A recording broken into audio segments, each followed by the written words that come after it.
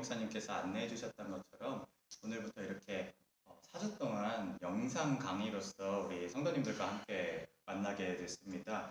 먼저 이 강의 자체에 대해서 조금 설명을 드리면요. 저희가 그리스도인의 상식이라는 주제로 앞으로 한 4주 정도를 이 영상을 저희 강남동산교회 계정에 업로드해 드리는 식으로 해서 목사님들 통해서 목원분들 성도님들께 이제 공유해 드릴 겁니다. 그러면은 인터넷 되시는 곳에서 영상 강의를 같이 참여하시는 방식으로 그렇게 지금 저희가 생각하고 이 강의를 진행하고 있습니다.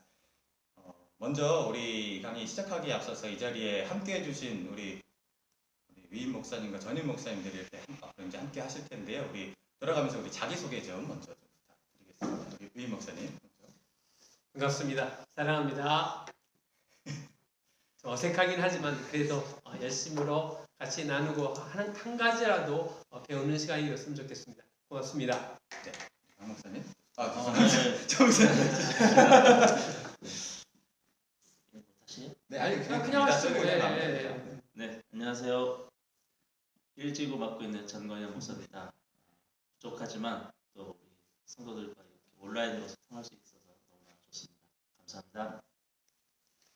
네, 강 목사님. 안녕하세요. 하임교회 담당하고 있는 박승일 목사입니다. 목사님들 사이에서 제가 젊음을 담당하고 있기 때문에 젊은 목회자의 마음을 담아서 목사님들께 저도 배운다는 심정으로 이 시간 임하도록 하겠습니다. 네, 감사합니다. 네, 마지막으로 저도 다시 한번 소개드리겠습니다. 저는 이지구와 행정 담당하고 있는 셋딸 아빠 김희경 목사입니다. 반갑습니다. 생각보다 좀 많이 좀 어색합니다. 저희가 처음으로 사실 이런 영상 강의를 좀 해보고요. 네. 그리고 그 강의 중에서도 첫 시간이니까 좀 양해하면서 같이 좀 바라봐 주시면 되겠고요. 이제 각설하고 저희 좀 강의를 좀 시작해보면 좋겠습니다. 가 있을 겁니다. 근데 이제 이 4주차 내에서는 저희가 기본적으로 우리 기독인들이 다뤄야 될 그런 다른 용어에 대해서 조금 다룰 거고요. 그리고 또 이제 우리 한국교회의 역사, 우리 교단의 이제 흐름, 그러니까 왜 우리 교단은 장로교고 다른 교단은 우리랑 또 다르냐 이런 질문들을 좀 해오시는 경우들이 많아요. 그래서 그런 것들에 대해서 좀 전반적으로 좀 다룰 거고요. 그리고 이제 아셔야 될 거는 저희가 4주 동안 진행을 한다고 했는데 마지막 주에는 저희가 이제 3주간 성도님들께 받은 질문들을 다 취합을 해서 궁금하셨던 걸 주제로 가지고 좀 이렇게 쭉 진행을 하도록 하겠습니다. 그래서 마지막에는 질문을 가지고 다루고 다시 한번 정리를 하자면 첫 번째 주, 두 번째 주에는요 그리스도인의 다른 용어들에 대해서 큰 카테고리를 두고 좀 다루게 되겠고 셋째 주에는 교회의 역사 그리고 교단의 역사 이런 부분에 대해서 다루게 되겠습니다. 첫 번째 강의 그래서 그리스도인의 용어가 되겠습니다. 앞으로 진행을 해나갈 때 이렇게 담당을 한 목사님이 이제 진행을 사회를 좀 보면서 진행을 하는 방식으로 갈 거고 첫 번째 주차의 사회는 제가 한번 해보도록 하겠습니다. 자, 그러면은 바로 좀 흘러가시면서 이게 좀 뭔지 좀 자연스럽게 좀 아실 수 있게 좀 이해되시면 좋을 것 같은데요. 제가 좀 말이 길었습니다. 이제는 바톤을 조금씩 넘겨야 되겠습니다. 첫 번째 주제 우리가 좀 다루고 싶은 부분은 목사를 지칭하는 용어에 관한 것입니다. 그러니까 이제 우리가 다 목사님들이시잖아요. 그런데 이제 목사님을 그냥 목사님이라고만 부르지 않고 보면은 담임 목사님 혹은 이제 우리 교회는 이제 우리 당회장이라는 그 부분에 대해서부터 좀 한번 들어가 볼까 하는데요. 네. 우리 박 목사님 제가 이제 계속 얘기를 해서 박 목사님이 그 부분에 대해서 질문 혹시 좀 먼저 좀 하나. 청년들이 이제 이런 질문을 좀 많이 해요. 왜 우리 교회만 목사님을 위임 목사님이라고 부르냐?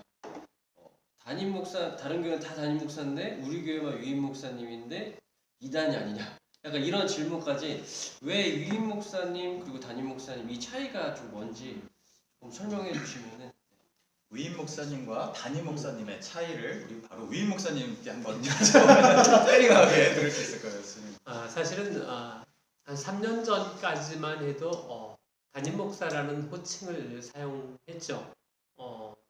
그런데 이 총회에서 조금 이게 호칭에 대한 문제가 거론이 됐어요. 그게 뭐냐면 예전에 이제 우리 그 담임 목사라고 하는 것이 교회에서 위임을 받은 사람을 담임 목사라고 그랬고 아직 위임받지 못한 목사님들을 임시 목사라고 했어요. 표현이 너무 이상하잖아요. 임시 목사가 그렇죠. 뭐예요? 한 교회를 섬기고 있는데. 그래서 이 총회에서 논의한 끝에 임시 목사라는 용어를 없애고 지금 우리가 알고 있는 옛날처럼 뭐 3년 정도 임시 목사라고 했던 분들 담임 목사라는 호칭을 그쪽에 넘겨주고 지금의 기존의 담임 목사를 위임 목사로 이렇게 호칭을 변경한 거예요. 그러니까 3년 전부터 이게 변경한 거죠. 그래서 뭐 담임 목사랑 위임 목사는 큰 차이는 없지만 그럼 이제 위임 목사와 담임 목사의 차이는 뭐냐면 담임 목사는 그 교회에서 3년마다 재직회를 통해서 다시 재신임을 얻게 돼요. 그게 바로 이제 담임 목사고, 근데 위임 목사는요, 네. 공동회 당회에서 청빙을 해서 위임 청빙을 해서 3분의 1을 얻어서 위임 목사가 되어지면 은퇴할 때까지 위임 목사가 되는 거예요. 그래서 이제 위임 목사라고 보통 우리가 이야기하는 거죠. 표현이 네. 다르지 않겠지만 조금 이해를 돕기 위해서 이렇게 표현해도 혹시 맞겠습니까? 그러니까 담임 목사는 3년짜리 계약직 목사님이신 거고 그리고 위임 목사님은 교회와 함께 종신 계약을 맺은 그런 위치로서의 목사님이 되신다는 뭐 게 아마 표현이 그렇게 될까요? 표현이 좀 네, 다르진 네, 않지만 뭐 돕기 위해서 그런 의미로 전형이 된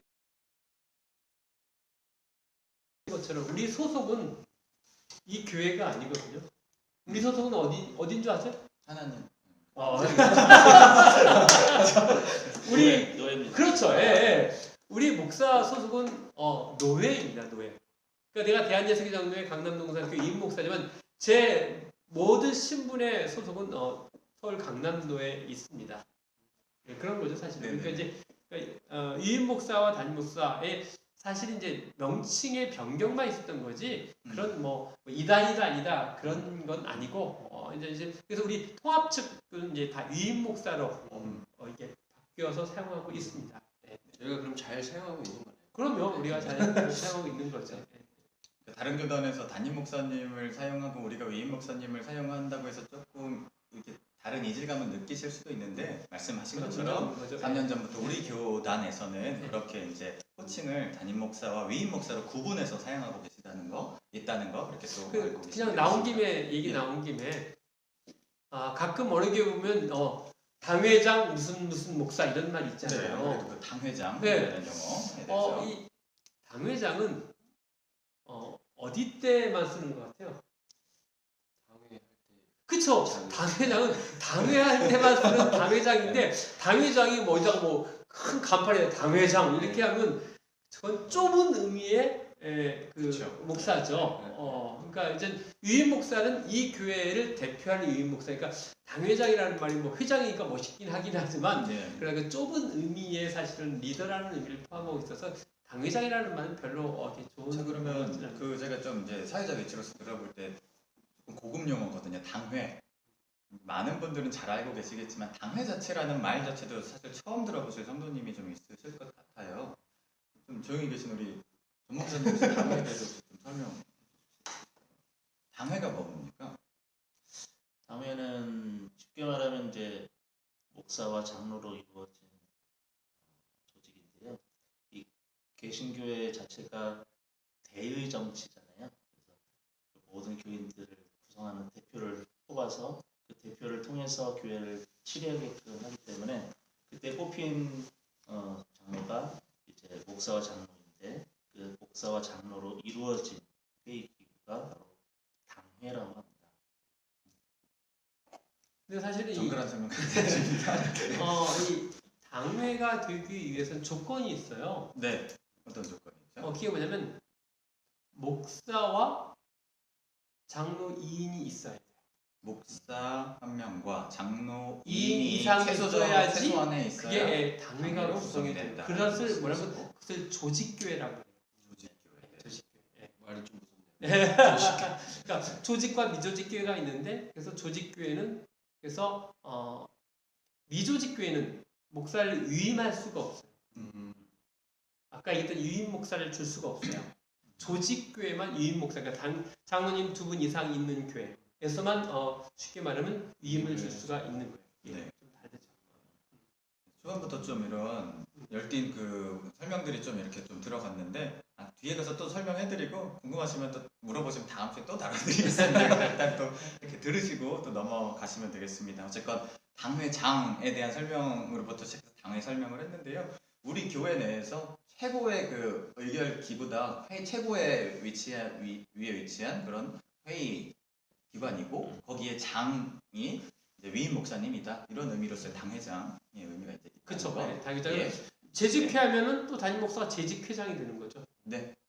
그렇죠. 공동의하면 공동의회장이 되는 거고. 그래서 지금 아시겠지만 여러분들이 기도를 많이 해주셔야 됩니다. 직함이 한두 개가 아니에요.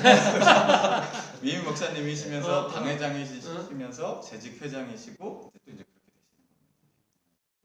그러니까 우리가 또 재직이라는 말이 나왔잖아요. 예, 재직이 무슨 의미일까요? 재직. 재직. 네, 그 부분은 또 전 목사님께서 한번 해주시죠. 용어 담당. 네. 예, 저도 뭐 사전적인 거는 조금 더 살펴봐야겠지만 교회에서 봉사하고 또 직분을 맡아서 일할 수 있는 직분을 받은 사람들을 다 재직이라고 합니다. 예를 들어 제 집사님, 권사님, 단원님 이 모든 직분을 자들을 통칭해서 재직이라고 합니다. 그 말이 맞죠. 그러니까 그렇죠. 제자가 모든 것을 다 포함하는 직분을 재직이라고 하는데 그 재직이라고 할 때는 이게 서리 집사부터 우리 직원 그리고 장로 권사까지 다 포함하는 겁니다. 이제 뭐 서리 집사 얘기가 나중에 나오나요? 아니 오늘은 직책에 관련된 부분 이제 다음 주에 좀 다음 주에 다루기로 오케이. 해서요. 네, 오늘 네. 또이 정도 살짝 건드리고 합니다. 예, 알겠습니다. 이 직분에 대해서 재직에 대해서 궁금하신 분은 다음 주 시청을 반드시 꼭 해주시면 다음 주에 구독. 자, 우리 목사님에 관련된 그 용어에 대해서 지금 설명을 좀 하고 있었는데 여기에 대해서 좀 질문한 것이 좀 하나 더 있습니다. 뭐냐면은 그 재신임을 묻는 그런 내용들을 굉장히 좋게 이제 우리 성도님 중에 여기시고 어디서 이제 들으시고 여기시고 왜 우리 교회는 재신임 투표를 하지 않느냐 이제 물어봐 주시는 경우가 좀 있어요. 이 부분도 이 기회 통해서 한번 좀 설명을 좀 하면 좋겠다 싶은 생각이 좀 있는데 누가 좀 답변해 주실까요? 재심하는 교회를 가끔 봤죠. 제가 이제 예전에 저 명동에 있었던 이제 높은 뜻 숭의교회라고 네네. 거기에서 이제 파생된 교회들에서는 이제 재신임을 하는 걸로 저는 알고 있습니다. 네. 높은 뜻 어디 교회 뭐 이런 예. 교회들은 재신임을 하는 걸로 알고 있어요.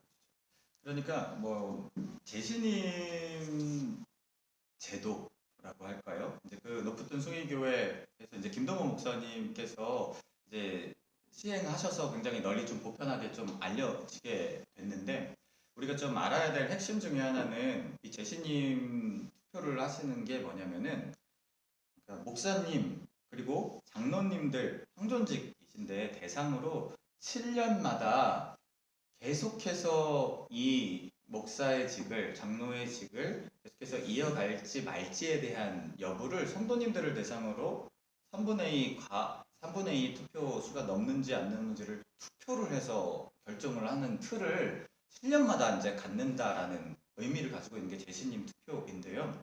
중요한 거는 이게 목사님 이게 저희가 반드시 지켜야 되는 것인지 아닌지 되게 이제 의미는 좋은데 반드시 지켜야 되는 것인지 아닌지와 그것이 가지고 있는 이제 장점이 굉장히 많은 반면에 또 단점이 좀 있을 것 같아요. 이런 부분에 있어서 좀 한번 설명해 주시죠. 이제 재심 제도 자체가 가지고 있는 첫 번째 의미는 저는 긍정적으로 봐요. 이제 예를 들면 유임 목사 같은 경우도 한번 유임이 되면 끝까지 유임하는데 그 목사가 문제를 일으키거나 이럴 때 이제 신임할 수 있는 건 나쁘지 않다고 생각해요. 장로님도 마찬가지고 처음에는 순수한 마음으로 장로가 됐다가 나중에 또 문제가 일으킬 때 그런 의미가 좋을 수도 있긴 하지만 우리의 총회법은 재심 제도를 허락하고 있지 않아요. 정확하게 말하면요. 네, 총회법은요. 그래서 이제 재심 제도에 대한 부분들이 좀 문제가 있다라고 이제 법적으로 가면 여기 사실 우리가 재심 제도가 좋은 점과 나쁜 점 가운데서 좋은 점이 목사님들을 견제하고 또 장로님들을 다시 한번 이렇게 경각시킨다는 의미는 참 좋은 의미를. 목사가 목회할 때에 정말로 열심으로 꾸준하게 하기보다는 자기 관리, 쉽게 말하면 재심을 될 수도 있다라는 거예요. 네. 그러니까 이제 6년을 하고 그 다음에 재신임을 하고 안식년을 줘요. 예. 그럼 이제 3분의 1을 얻어야 되는데 문제는 이제 주변에 있는 재신임하는 교회 목사님 해지고 마음이 강팍해져요.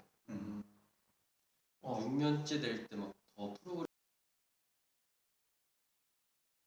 보도블록 깔듯이 약간 그런 것처럼 더 그런 초조함을 느낄 수 있겠네요. 그리고 나서 만약에 결과가 예를 들면은 66%면 3분의 2잖아요. 예. 그런데 70%만 돼도 기분이 안 좋은 거예요. 그렇죠. 나를 이제 반대하는 성도. 그리고 네. 열심히 하는 건 나쁜 점이 다 동시에 있으세요. 네. 몇몇 사람에 의해서 많은 도움이 좀 임 투표에 대한 그래서 환심이 있어서 그런 맞아요. 분들을 네. 견제하고자 네. 이런 것들이 이제 나왔다라는 그 맥락을 우리가 이제 어쨌건 잘 좀 생각할 필요도 또 있다는 생각이 듭니다. 나온 김에 한 교회를 얘기하면 또 어느 교회는 부임해서 10년 제한하는 교회도 있어요. 10년 제한이요. 딱 네네. 목회 10년까지 하고 은퇴하는 거예요. 그렇죠. 근데 이게 참 깔끔하고 보기는 좋을지 모르지만 한 5년 지나고서 6년부터는 은퇴할 준비를 하는 거예요. 레임덕. 네. 그러니까 한 35세 부름 받으면 45세 은퇴해야 네, 무조건 10년 이하니까 그게 별로 이게 그래서 내가 이것도 처음엔 좋은 의도로 시작을 했을지 모르겠지만 이것에 대한 부작용도 있구나라고 하는 생각을 좀 하면서 네. 참 다 좋은 것도 없고 다 나쁜 것도 없다라는 생각을 한 번 더 하게 됩니다. 예. 네. 네, 좋습니다. 우리 좀 이제 첫 주제부터 좀 이런저런 얘기들 좀 많이 나눠 가고 있는데요. 목사님의 그런 호칭이나 이런 부분에 대해서 혹시 좀 궁금하신 거 더 있으신지요? 없으신 것 같으니까. 은퇴 목사도 좀 한 번쯤은 다뤄볼 필요가 있는 원로 것 목사. 같은데, 네. 그 교회에서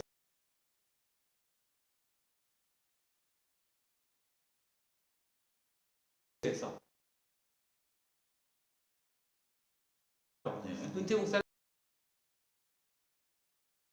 은퇴 목사랑 보통 이렇게 있는 거예요. 네. 저희 원로 목사 있어요. 공로 목사. 인간 노예는 섬기는 사람에게 주는 것을 공로 목사. 20년의 올해가 목사로 추대하고. 혹시 좀 네. 공로가 없는데도 20년만 참여한 건가요? 뭐 그렇진 않겠죠. 알겠습니다. 근데 저는 뭐 공로 목사 안 좀 받겠습니다. 우스운 질문일 수 있는데 마찬가지로 그 원로 목사님 같은 경우도 그럼 20년이 기간으로 차 있으면 분은 그 대선에서 제외가 예, 헌법에 고장돼 있어요. 19년 6개월도 안 돼요. 19년 6개월. 그러니까 20년 정확하게 20년을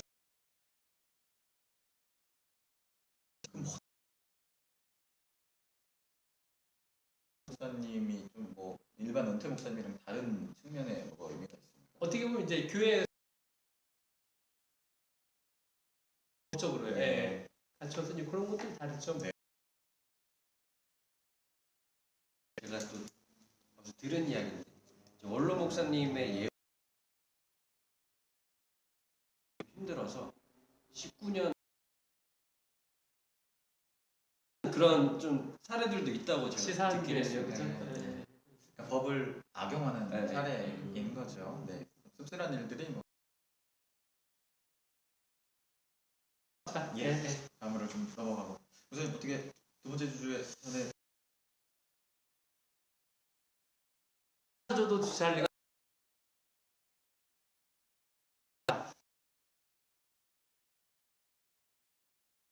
좋아요, 구독 바랍니다. 사라지게. 그래서 저희가 뭐 고생 감사드리고요. 앞으로도 저희가 이제 목사 질문이 답변이 좀 이렇게 혹은 저희가 지금 전화 찬스를 조금 사용을 해서 목사님 간간히 좀 이렇게 뵙는 그 재미를 깨알 같은 재미를 좀 같이 가져가 보려고 합니다. 네, 목사님 다시 한번 감사드리고요. 자, 두 번째 주제로 좀 넘어가 보도록 하겠습니다. 우리 첫 번째 주제가 조금 길었는데 두 번째 주제는 우리 기도에 관련된 그 부분입니다. 왜냐면은 역시 이제 성도님들이 좀 궁금해하시는 부분 중에 하나인데 기도를 어떻게 해야 되냐? 그냥 내 편한 대로 그냥 하면 되는 건지 아니면 최소한의 어떤 갖춰야 되는 그 형식이 이게 기독인의 기도다라는 최소한의 어떤 형식이 있는지 이런 질문들을 좀 해주시거든요. 그래서 혹시 그 답변 혹시 준비하셨나 봐요. 네, 그럼 한번 얘기해 다음 보세요. 질문. 기도의 형식은 좀 어느 정도는 있어야 되는 것 같아요. 왜냐면 제가 이제 또 오래되신 분들 중에 이제 교회를 오래 다니신 분들 중에도 하나님의 이름으로 기도합니다. 이런 분들도 제가 좀 보긴 봤거든요. 그래서 기도의 뭐 형식은 뭐 많지는 않지만 기본적으로 예수님이 이제 마태복음이나 누가복음에 이제 기도를 이렇게 해라 가르쳤던 이제 내용 중에 하나님 아버지의 이름을 부르고 시작하는 거. 네. 그러니까 이제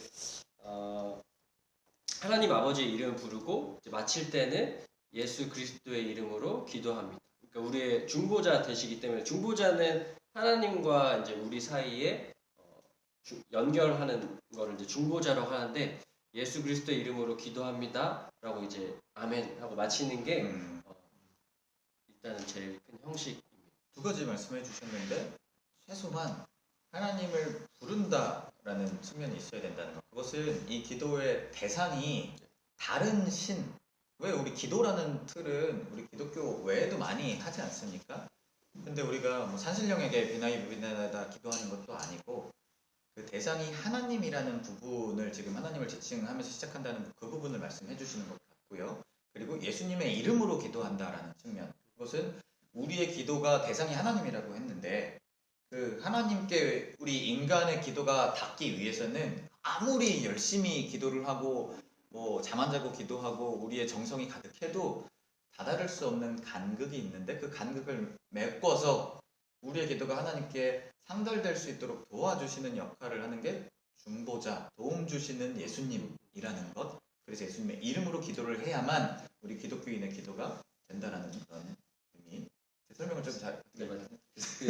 하나님 아버지의 이름을 부르는 게 어떻게 보면은 이제 자녀의 특권, 그러니까 아들 예수님이 누릴 수 있는 특권이었는데 어떻게 보면 엘리야도 뭐 모세도 뭐 하나님 아버지 이렇게 부를 수 없었는데 예. 예수님께서 이 땅에 오셔서 하나님을 아버지라고 부를 수 있게 그렇게 기도할 때 그렇게 하라고 한 거는 어떻게 보면 자녀의 특권이고 특권이죠. 네. 네. 그 하나님을 우리가 아버지라고 부를 수 있다는 건 너무나 큰 특권. 맞습니다. 네. 그래요. 우리 감사하고요. 자, 그러면은 우리 또 뒤늦게 혹시 들어오신 분들 착각하시면 안 되는 게 가운데 계신 분은 이제 담임 목사님은 아니시고요. 정강현 목사님 지금 함께 해주시고 계신데요. 좀 이제 여쭤보고 싶은 게 우리가 기도를 하면 우리 재직분들 중에서 되게 부담감 가지고 계신 게 이제 주일 예배 때 대표 기도죠. 그래서 이제 대표 기도 좀 바꿔달라고 하시는 분들이 되게 많고 어떻게 하면 좋겠냐고 물어보시는 분들이 되게 많은데 이 대표 기도를 어떻게 하는 게 조금 좋은지 좀 어드바이스를 조금 주시면 좋겠습니다. 여기 우리에게 기도를 알려주셨기 때문에 마태복음 6장하고 또 누가복음 11장에 보면은 예수님이 너희는 기도할 때 이렇게 기도하라 이렇게 했을 때 제일 처음에 예수님 말씀하신 거는 하나님 아버지의 이름을 부르고 기도하는 것. 그리고 마지막으로는 예수님의 이름이 있겠지만 하나님 아버지의 이름 대상을 부르는 것 그리고 예수 그리스도의 이름으로 기도합니다. 중보자이신 예수 그리스도의 이름으로 기도하는 것. 이 두 가지는 꼭 두 가지만 있으면 어쨌건 이건 최소한 기독교인의 기도라고 할 수 있다라고 말씀하시는 거죠. 그 외에 이제 뭐 다른 부분들도 많이 있지만 예. 시간상 어쨌건 뭐 포함돼야 될 다른 저런 요소가 있지만 이것이 빠지면은 이것은 기독교인의 기도라고 할 수 없다라는 측면에서 두 가지를 짚어주셨어요. 대상이 하나님이신 것과 예수 그리스도의 이름을 통해서 우리는 하나님께 기도를 할 수 있다라는 것. 두 가지를 좀 잘 기억하시면 좋을 것 같습니다. 자, 그러면 우리 실질적인 기도의 그 틀에서 사실은 성도님들이 제일 부담 느껴 하시는 것 중에 하나가 우리 재직분들 가운데 이제 주일 예배 시간에 그 대표 기도거든요. 잘 하시면 되고 잘 하고 계신데 대표 기도를 이제 어떻게 해야 되는지를 질문해 오시는 분들도 굉장히 좀 많이 있는데 대표 기도 어떻게 해야 됩니까? 목사님? 우리 전 목사님 한번. 저는 그것도 좀 궁금해요. 청년들이 이제 가끔 대표 기도를 할 때 네네네. 도대체 몇 분 기도해야 되냐? 몇 분 기도해야 되냐? 저도 아, 많이는 아니지만 1부부터 4부까지 한번 설교를 해봤을 때 예. 어떤 부서에서는 너무 이제 길게 감사하게 기도해 주셨는데 이제 생각보다 조금 제가 생각하는 거랑 차이가 있어서 그런 부분 조금 어려운 부분도 저도 있더라고요. 네. 뭐 제가 짧게 하겠습니다. 3분입니다. 네, 3분 넘어가면 좀 지루하고요. 또 예배 시간에 지장이 많고요. 네. 3분을 넘기지 않으려고 이제 대표 기도 준비하시는 분이 있다면 좀 그 부분을 잘 유념해서 준비해 주시면 좋을 것 같습니다. 3분이라 하면 보통 A4 용지에 어느 정도 채우면 3분 정도 될까요? 보통 이제 어르신들은 글씨들을 그냥 크게 쓰시더라고요. 크게 쓰셨다고 한다면 한 페이지 반 정도만 뭐 이렇게 되면 될 것 같고요. 보통 한 10포인트나 11포인트 정도 혹시 이렇게 컴퓨터로 쓰시는 분들은 제가 한 페이지가 넘어가면은 3분이 훨씬 넘어갑니다. 그래서 가급적이면 한 페이지 안에서 할 수 있도록. 그래서 그냥 쉽게 말하면 컵라면 하나 끓일 동안 생각하시면 됩니다. 먹는 게 기준. 오지 않고 기도를 하는 게 더 바람직하지 않느냐 좀 이런 생각을 가지고 계신 분도 있거든요. 그 부분은 뭐 기도를 유창하게 잘 하시는 분들도 있고 또 뭐 그렇지 네. 못한 분들도 있기 때문에 혼자 기도할 때야 당연히 뭐 종이에 쓰지 않고 하셔도 됩니다만 이제 우리가 뭐 대표 기도라고 하는 용어가 사실은 또 옳은지는 모르겠지만 어쨌든 이 많은 회중을 대신해서 하나님께 올려드리는 기도 때 이 종이에 쓰거나 정리하지 않고 하게 되면 제일 많이 하는 실수가 이제 중언부언하게 되고 했던 표현을 또다시 하게 되고 아까 말한 3분이라고 하는 어떤 시간 그런 예배 시간을 지키기가 쉽지가 않을 때가 참 많습니다. 아무리 기도가 유창한 분들이라도 또 그런 그 단점을 보완하기 위해서는 미리 이렇게 잘 정리하는 것들도 중요하다고. 기도할 때도 은혜지만 기도문을 작성하는 그 순간도 굉장히 은혜가 됩니다. 그래서 본인이 그 기도문을 작성하면서 그 안에서 그것을 또 다듬어가는 가운데에 또 다른 또 하나님의 은혜가 좀 많습니다. 네. 꼭 권면합니다. 작성해서 주시기 바랍니다. 그 형식에 관해서 조금 이제 감사드리고요. 형식에 관한 부분에 대해서 조금 여쭤봤다면은 이제 그 내용에 있어서 우리가 조금 실수하는 단어들 이제 좀 바로 사용해야 되는데 이 부분은 뭐가 좀 다른 건지도 조금 혹시 준비해 오셨습니까? 네, 뭐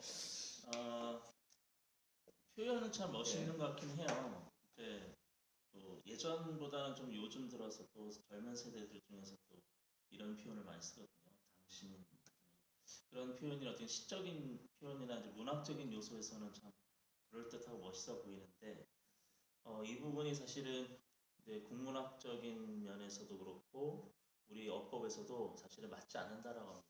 왜 맞지 않는다고요? 그래서 이제 이 지금 얘기를 나누고 있는 이 자리에 없는 제 3인칭을 지칭할 때는 그 당신이라는 말이 그 존칭이 된다고 합니다. 예를 들어서 이 자리에 이제 뭐 아버님이 어머니 계시지 않은데 그분들을 지칭할 때 당신께서는 이런 일을 하셨는데 뭐 어떻다라고 표현할 때 당신은 그분을 높여드려서 하는 말입니다. 그런데 바로 당사자가 내 앞에 있는 2인칭으로서 얘기할 때는 당신이라고 하는 것은 사실은 우리가 높여드린다라는 의미보다는 같은 동급이나 또 하대에 있는 사람들을 지칭할 때 당신이라고 하는 표현을 우리나라 어법이나 정서상에서는 쓰기 때문에 하나님이 지금 이 예배 가운데 우리와 지금 함께하고 계시다는 개념에서 볼 때는 하나님이 곧 우리의 2인칭이 되시는 거죠. 그렇기 때문에 하나님을 향해서 당신이라고 하는 표현은 사실은 하나님이 너무 지금 이 공간에 안 계시고 저 하늘나라 어디 계시다라고 생각할 때는 그렇게 할 때가 맞을지도 몰라요. 그러나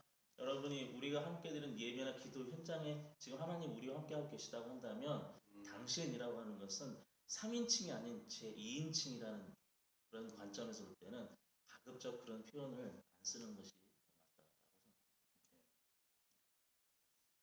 우리 전 목사님이 참 설명을 차근차근 너무 잘 해주시는 것 같습니다. 네, 감사하다시 한번 드리고요. 예, 어쨌건 바로 넘어가겠습니다. 그 마지막으로 영모 좀 기도 관련된 부분 하나만 더 체크하면 좋겠는데 아멘으로 기도를 마무리하잖아요. 근데 이제 의외로 이제 이 아멘에 대한 뜻 이제 반드시 아멘으로 맞춰야 되는지 그것이 갖고 있는 의미는 무엇인지 아멘을 꼭 기도 시에만 쓰지 않잖아요. 왜 이제 설교를 하실 때도 추임새처럼 성도님들이 이제 아멘 아멘 뭐 예전에 이제 저도 뭐 기도원이나 뭐 이런 데 많이 다녀봤는데 거기서도 그냥 목사님의 사생활 같은 이야기인데 그걸 아멘 뭐 이러고 그러니까 아멘 해야 되지 않을 곳에서 아멘을 하는 경우를 저도 이제 종종 많이 봤거든요. 예. 그래서 그런 부분들에 있어서 진짜 내가 그렇게 하기로 결단합니다. 그걸 동의합니다. 이거를 잘 생각하고 우리가 아멘을 해야 되지 않을까. 제가 볼 때 저희 이제 목사님들 중에서는 그래도 설교하실 때 아멘 나오시는 걸 제일 즐겨하시는 분 중에 하나가 제가 전 목사님으로 알고 있는데 혹시 저 절대 유도하지 않습니다. 네 혹시 좀 추가로 조금 설명해 주실 부분 뭐 저는 뭐 아멘 하는 게 반드시 뭐 기계적으로 하는 것을 반대합니다. 그리고 기계적으로 하는 예, 것은 아니다. 그냥 예. 추임새 하듯이 하는 것은 반대하고요.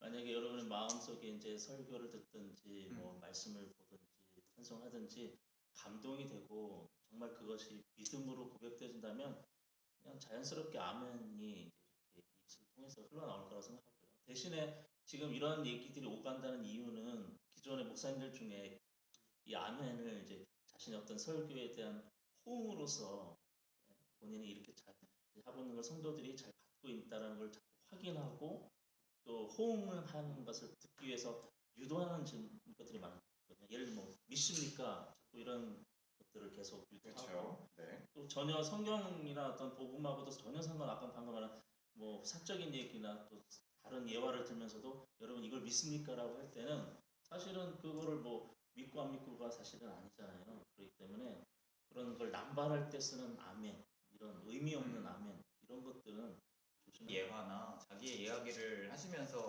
진짜 얼쑥 호응 유도하는 식으로서의 화답으로서의 아멘이 사용되면 안 된다는 말씀이시고 반대로 하나님의 그런 말씀이 직접적으로 선포되는 그런 순간에는 우리가 아멘으로 화답하는 것이 더 이렇게 그 말씀을 통해서 하나님을 높일 수 있는 또 그런 틀이 되기도 하는 것 같습니다.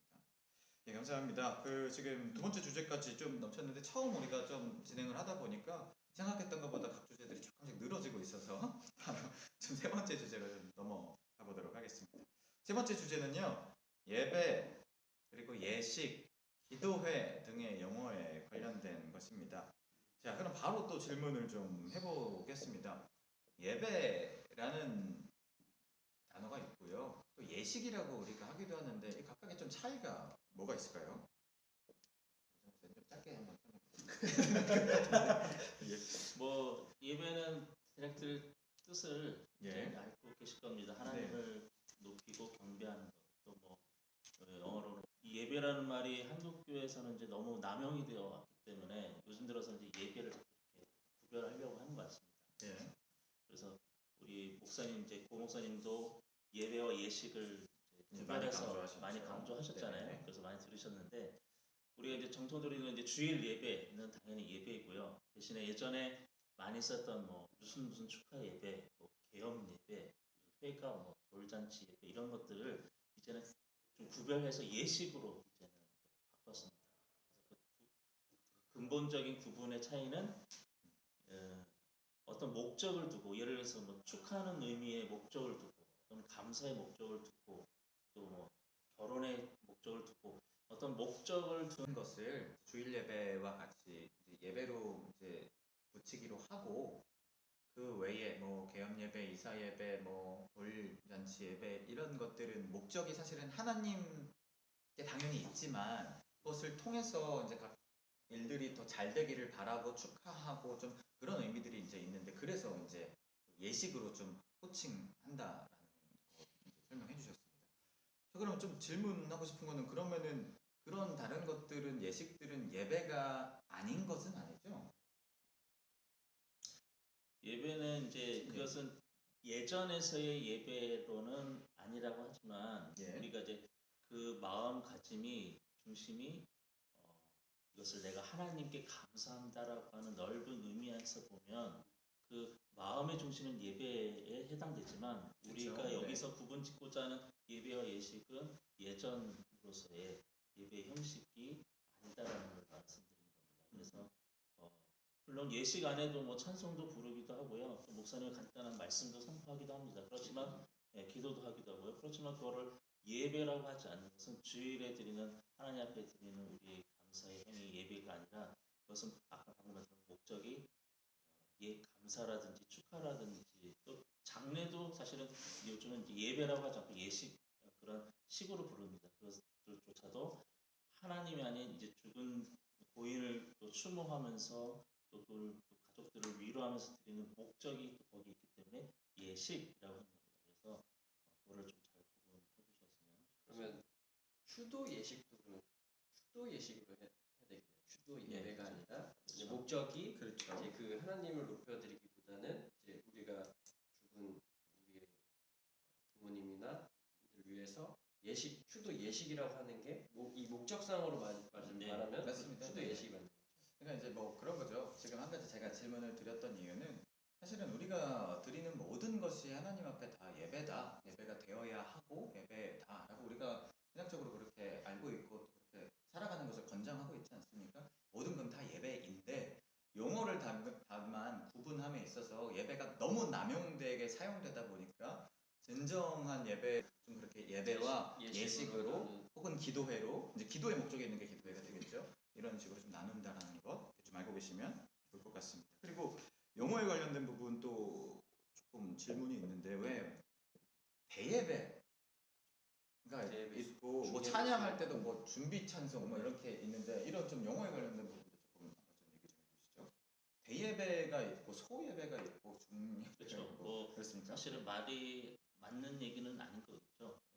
네. 한국교회 그동안 주로 11시, 뭐 11시 반, 11시 주일 대예배. 이것을 보통 한국교회가 많이 드리는 대예배다 이렇게 표현을 규모가 크다라는 그런 의미에서 의미에서의 대시 그것이 어떤 예배보다 우열에 있어서 더 크고 좋다라는 의미는 절대 아닌 것이고요. 그리고 어떤 경우는 이제 찬양 예배라고 하는데 사실은 또 들여다보면 찬양이 많지는 않은데 네. 뭐 찬양 예배라는 표현을 쓰기도 하고 제일 잘못됐던 것 중에 하나가 이제 준비 찬양합시다라고 하는 그런 것들을 저희들이 많이 써왔는데 준비 사실은 찬양하심으로 예배를 그렇죠. 시작하겠습니다. 준비 찬양 아침 무슨 뭐 운동 전에 워밍업을 좀 해서 좀 몸을 이렇게 스트레칭을 풀어주는 것 마냥 사실 우리가 좀 그런 의미가 없지 않아 있었던 것 같긴 했습니다. 그런데 예배로 볼 때는 이미 우리가 예배당에 앉아서 기도하고 찬양하는 그 순간부터가 벌써 하나님 앞에 올려드리고 있는 예배이기 때문에 준비라는 말이 사실은 맞지가 않았던 거죠. 그래서 요즘은 잘 안 쓰는 것 같긴 합니다. 우리 교회도 우리 교회는 그냥 그러면 주일 그러면은 대예배가 없는 거네요. 바꿔 얘기하자면 그러니까 준비 찬양은 다른 용어가 아니니까 준비 찬양 대신에 그냥 찬양 찬양하시겠습니다. 그리고 대예배도 다른 용어가 아니니까 그냥 대예배 대신에 그냥 예배라고 그냥 사용하시는 것이 더 바람직한 그 대한 용법이 된다라는 말씀이신 것 같습니다. 그래요. 그리고 아까 좀 이제 우리 박 목사님이 이제 잘 지적해 주신 부분 중에 하나가 추도 예식 부분이 있는데 추도 예식도 조금 의미가 그것보다 좀 다른 용어가 바르다라고 제가 알고 있는데 추도 예식이 맞습니까? 아니면 다른 그리고 추도보다는 도는 이제 슬퍼할 도고 네 모는 이제 그리워할 모이기 때문에 뭐요? 네네 그리워할 모. 네 그렇기 때문에 추모 예식이 조금 더 맞지 않을까. 이제 기독교 안에서는 죽은 우리 사람들 그리워하는 그 의미가 더 좀 강하고 그렇기 때문에 추모 예식이 조금 더 맞지 않을까 저는 생각이 듭니다. 그러니까 이제 이 추도 예식, 추모 예식이 뭘 의미하시는지는 다들 아시죠? 우리가 이제 고인을 떠나보내고 이제 이렇게 고인을 기리는 그 모임들을 할 때 소위 이제 하나님을 믿지 않는 사람들이 제사 드린다고 하는 그 형식을 우리 기독교인들은 이제 추모 예식을 이제 그렇게 한다는 그 말씀인데, 추도 예식은 슬퍼한다라는 의미가 있기 때문에 우리는 고인을 그냥 하나님 곁으로 이제 가셨고 그곳에서 더 평안한 삶을 누린다고 보기 때문에 슬퍼한다라는 의미보다는 그리워한다라는 의미의 추모가 조금 더 성경적인 의미에 맞다라는 그런 뜻이 되겠죠. 자, 그러면은 잘 됐습니다. 지금 장례 관련된 부분을 안 그래도 좀 다루려고 하고 있을 거, 그게 이제 마지막 주제인데요. 추모 예식이 나온 김에 우리 장례 관련 주제로 마지막으로 좀 넘어가 보도록 하겠습니다. 자, 장례에 관련해서 우리 장례 예배를 드리게 되는데 이제 최소한의 장례 예식이 기독교 예식 안에서 드리는 그 틀이 있죠. 우리 박 목사님도 좀 이제 알고 계신가요? 혹시 설명을 좀 해주실 수 있으신가요? 저보다는 목사님 설명 너무 잘하고 계셔서 아니 뭐 잘한다기보다는 어떻게 제가 설명을 많이 혹시 오해하지 말으실 게 이제 저희가 이제 전 목사님이랑 저는 지구를 담당하고 있어서 이제 장례 예식을 좀 많이 이제 담당을 하게 되고, 우리 이제 박 목사님은 지금 하임을 담당하고 계셔서 이런 장례 예식을 담당할 경우가 이제 저희보다는 상대적으로 이제 경험이 좀 많지 않으신 상황이기 때문에 이제 경험이 여기 셋 중에 제일 최고봉으로 많으신 분이 우리 정강현 목사님이시기 때문에 그 틀을 한번 좀 더 설명해 주시면 좋을 것 같아요. 뭐 우리 개신교 기독교에서 이제 장례 예식의 어떤 틀은 보통 우리 한국에서의 장례 문화는 이제 3일장이기 때문에요. 돌아가신 날에서 3일장이기 때문에 보통 우리가 처음에 이제 가서 임종 예식을 드릴 수 있습니다. 아까 이제 예배를 예식으로 바꾸자고 했지 않습니까? 그래서 임종 예식 또는 이제 그분들을 위로하러 간다고 해서 위로 예식이라는 표현을 씁니다. 그런데 저희 교회에서 만약에 주관을 해서 3일의 모든 예배 그 예식을 치르게 될 때 처음에 가서 임종 예식, 고인 돌아가실 때 또는 돌아가시고 나서 그런 것들을 위로 예식으로 드리고요. 그리고 보통 우리 한국 장례에서는 두 번째 날이 이제 입관식을 합니다. 고인을 마지막 관에 시신을 이제 넣고 봉하는 그 입관이 있기 때문에 입관 예식을 드리게 됩니다. 저희 교회 같은 경우는 입관식이 끝나고 나서 유가족들과 또 교인들이 모여서 함께 예식을 진행합니다. 그리고 이제 마지막 발인하는 날, 그때 우리가 발인 예식이라고도 하고 또는 장례 예식이라고도 합니다. 장례 예식을 하게 됩니다. 그리고 이제 출관하여서 화장터나 또는 매장으로 가게 됩니다. 그래서 그곳에서 화관 예식이라든지 또는 화장 예식을 하게 됩니다. 그래서 3일장 이렇게 드리는 것이 보통 우리 기독교에서 드리는 예식입니다. 제일 메인되는 이제 임종 위로 예식 다 말씀해 주셨는데, 메인되는 제일 핵심되는 세 가지를 일단 뽑으라고 한다면은 말씀해 주신 것 가운데서 입관, 그리고 이제 그 장지에서 이제 출발할 때 발인 혹은 장례 예배가 두 번째로 이제 이렇게 있고, 마지막으로 이제 하관 예배인데요. 하관 예식인데 그거는 이제 관을 내린다라는 뜻이지 않습니까? 그런데 이제 이 관을 내리는 것은 매장 문화에서 이제 쓰는 용어였죠. 근데 요즘은 장례를 예배를 예식을 나가다 보면은 하관 예배는 그 매장 하는 경우는 거의 10건에 한 건 있을까 말까 하잖아요. 다 화장을 하셔서 화장 예식, 그러니까 하관 예식에 준하는 것이 화장 예식이나 혹은 화장 뒤에 고인의 유고를 이제 납골당에 이제 안치하는 안치 예식으로 이렇게 두 개로 이렇게 좀 나뉘어져 있다는 것. 큰 틀은 어쨌건 그래서 세 개입니다. 입관, 그리고 발인 혹은 장례, 마지막으로 하관. 이제 이렇게가 기본 메인 예식이 되겠습니다. 장례에 관해서 저는 이제 많이 이제 경험이 없다 보니까 이제 무슨 말씀을 좀 드려야 될지, 그리고 어떤 말씀을 좀 피해야 되는지 이거를 조금 알려주시면 좋을 것 같아요. 그래서 갔는데 예식장에 갔을 때 말씀하시는 그래서 거죠? 가서 무슨 용어를 이제 조심해야 되는 용어들은 제가 많이 듣기는 했는데 네네. 뭐를 좀 조심해야 되는지 또 우리가 잘못 사용하고 있는 용어가 뭔지 조금 혹시 박 목사님 좀 알고 있는 용어, 잘못된 용어도 그렇고. 잘못된 용어 같은 경우 이제 명복을 빕니다. 뭐 이런 명복을 거는 빕니다. 예, 예. 불교 용어이기 때문에 뭐 쓰면 안 가서- 된다라고. 쓰면 안 된다. 네. 뭐 미망인 같은 경우도 뭐 이런 말은 이제 쓰면 안 된다. 예. 그리고 뭐 네, 그런 용어들을 쓰면 안 된다는 도 많지만 무슨 말을 해야 될지 이제 저는 조금 그게 어려워서 사실 장례식 가기가 조금 두려울 때가 좀 있긴 합니다. 그렇습니다. 그러면은 좀 하나씩 좀 짚어 주시죠. 명복이 왜 쓰면 안 되는지, 그리고 이제 이런 것들을 넘어서서 말씀해 주신 것처럼 사실 되게 그 자리가 어색하시거든요. 그래서 사실은 그런 상을 당하신 분 앞에 섰을 때 기독교인은 명복을 빕니다가 아니라면은 어떤 좀 적절한 말을 좀 할 수 있는지, 혹은 적절한 태도를 보일 수 있는지, 그것도 좀 같이 알려주시면 좋을 것 같은데.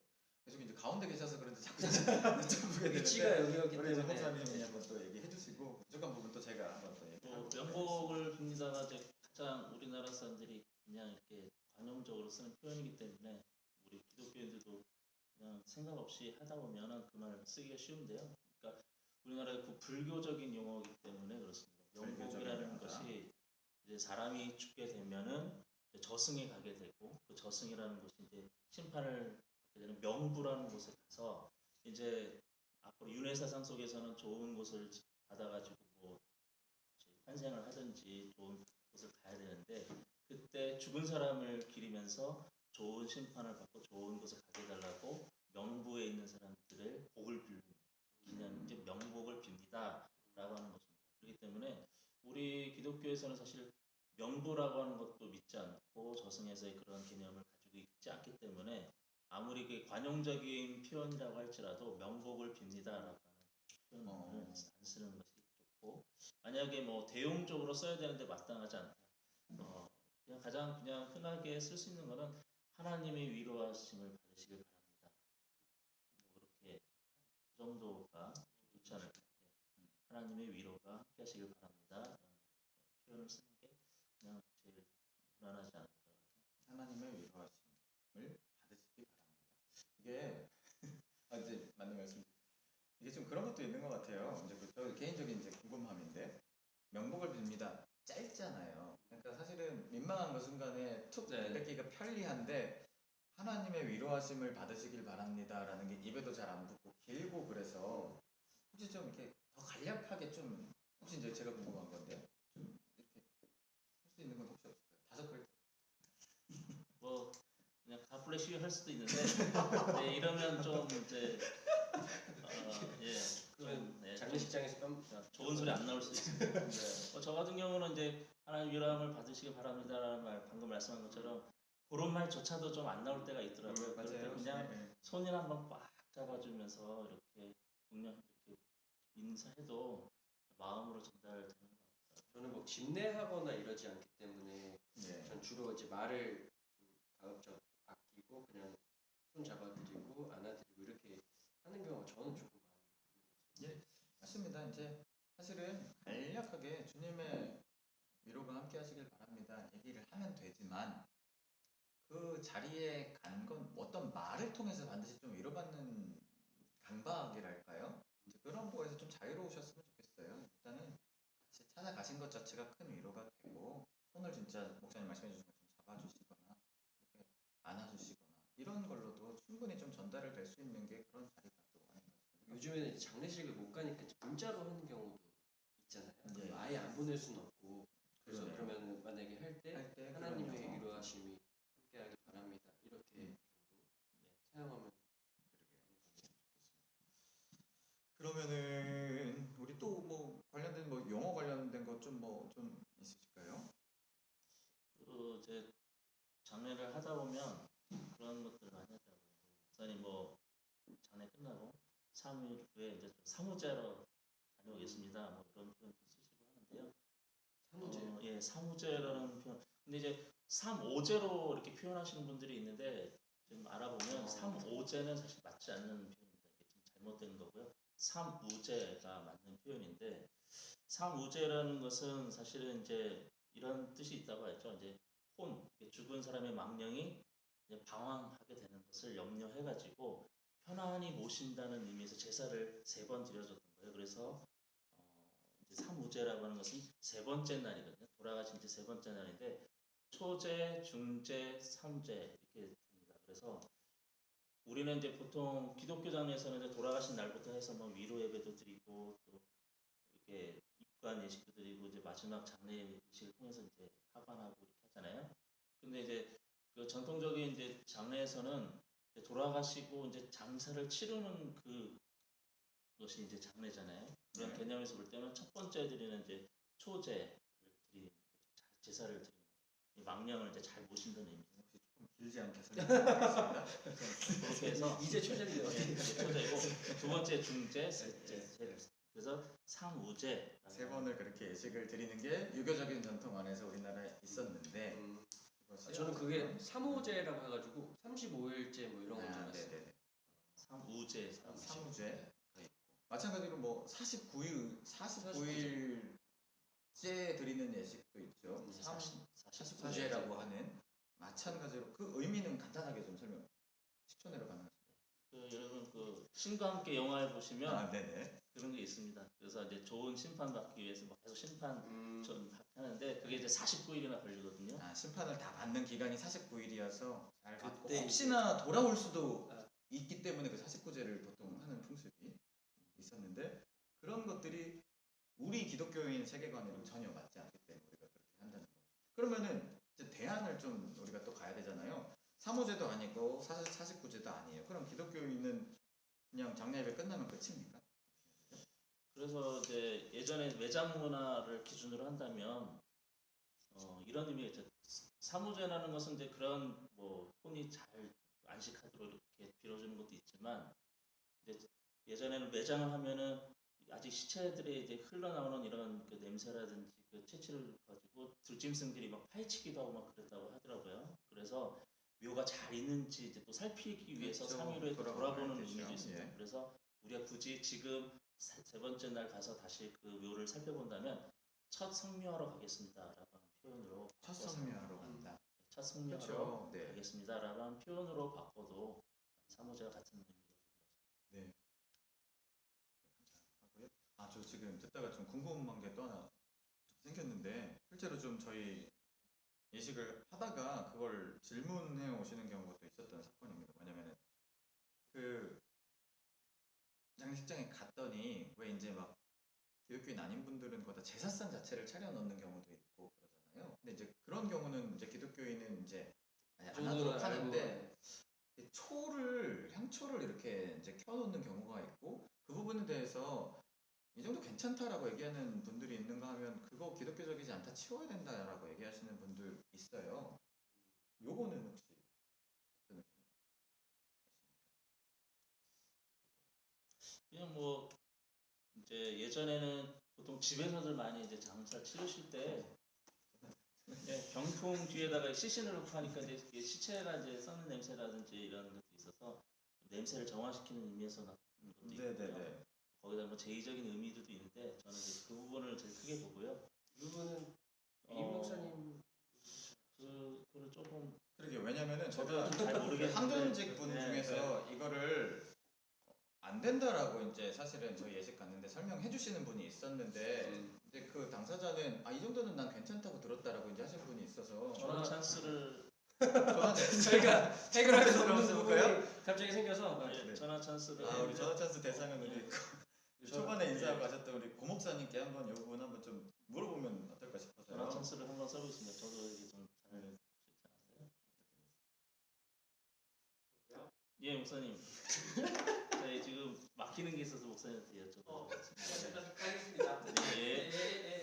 좀 멀리 계신데 저희 네, 또 네. 이제 중요한 자리이기 때문에 바로 좀 오시면 깜짝이야. 목사님 벌써 오셨어요. 가 있어요. 장례는 죽은 자를 위한 게 아니라 살아있는 자를 위한 것이다.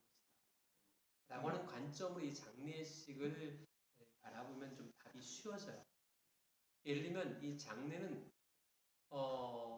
죽은 자는 기독교는 이미 죽는 그 순간에 모든 것이 다 결정되어져요. 그 나머지 장례는 살아있는 사람을 위로해 주는 것이다 라고 해주는 관점으로 보면 좋겠다 싶어요.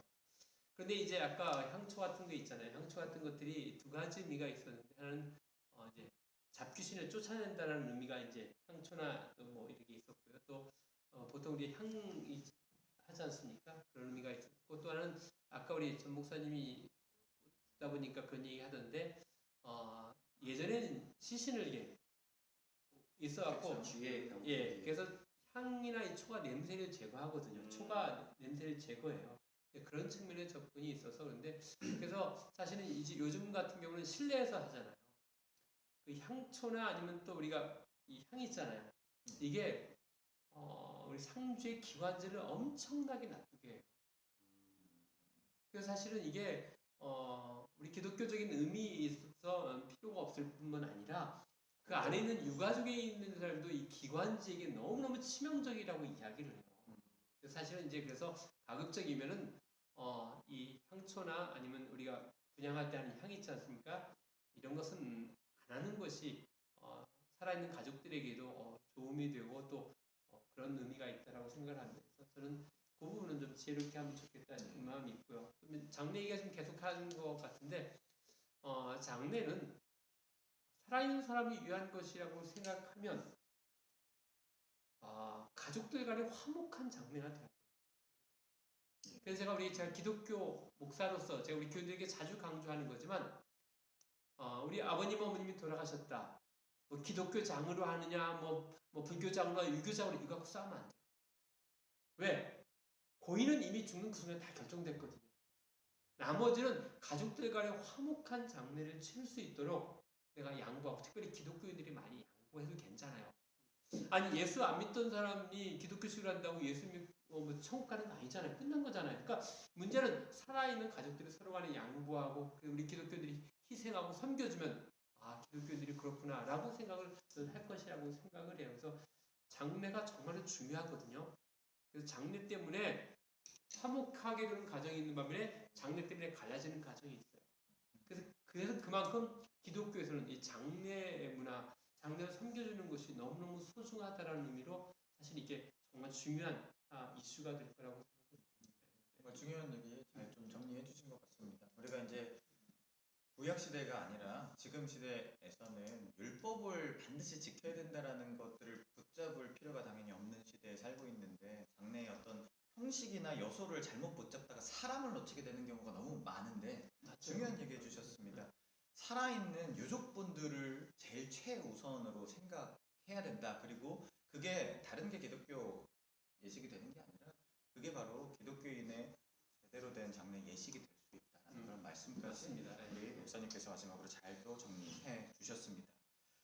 예, 우리 하다 보니까 지금 이제 약속된 시간이 이제 다 좀 이제 찼습니다. 사실은 중간중간 더 다루고 싶은 부분도 많았고 또 조금씩 빼먹은 부분도 많았는데 이제 하다 보니까 이런저런 조금 실수들도 좀 있었고 부족한 점들이 많이 있었을 수밖에 없는 첫 시간인 것 같습니다.